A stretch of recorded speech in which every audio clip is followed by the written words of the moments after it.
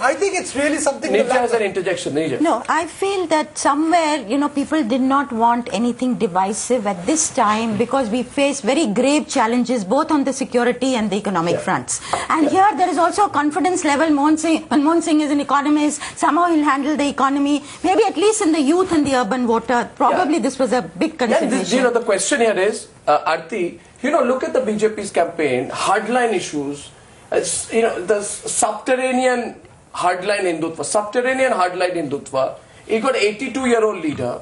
The polarization based on issues which may have worked in 1991. What are these hardline issues they took? Well, I mean the clear line that you took on the Ram Temple. It was said at the BJP's national executive, the support that was given to Varun. Now you're BJP leader.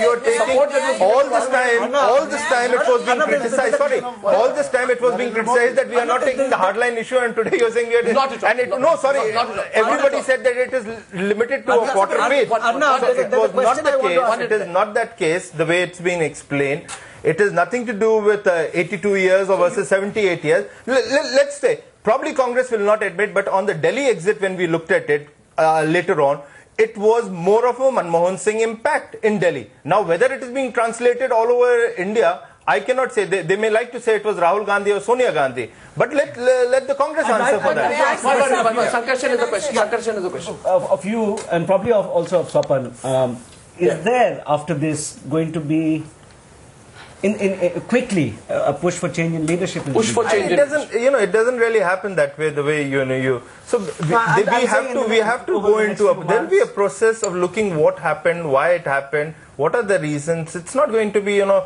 kind of somebody will come and pick up a leaf and say, no, we must replace with something else. It doesn't happen. One question that the BJP will also need to answer is that you fought your entire campaign on the Prime Minister not contesting a Lok Sabha election and therefore having no moral authority. That was by implication you meant it.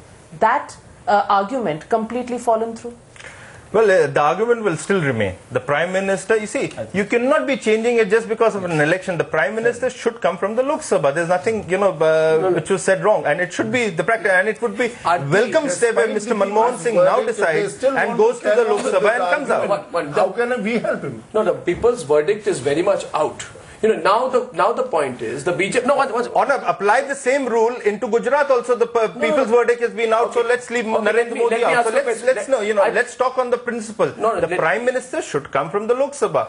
There's nothing wrong if the Prime Minister now says, okay, I'm going out, I will contest from Assam, I'll contest from Orissa, and then come. I think that we must look at one other thing. Yeah. The BJP has a very limited national presence. It really exists only in about 5, 6, 7 states. In the rest of India, for instance, in South India, except Karnataka, it barely exists.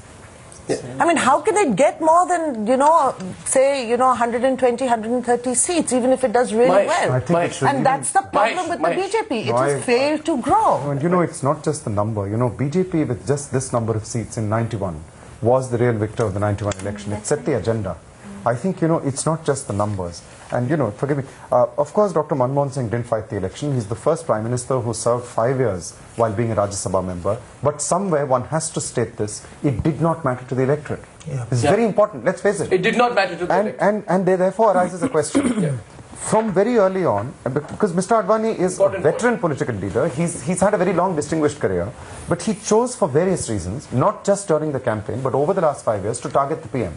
Obviously, somewhere that's not worked. And I think the Congress has somewhere something the Congress tried, and this is completely new for the Congress party. It's had a Prime Minister who's run the government, and it's had a political leadership who's run the party. Now, this has not happened in a parliamentary democracy on this scale ever. A very strong diarchy, a very strong party leadership, even stronger after Rahul Gandhi's induction.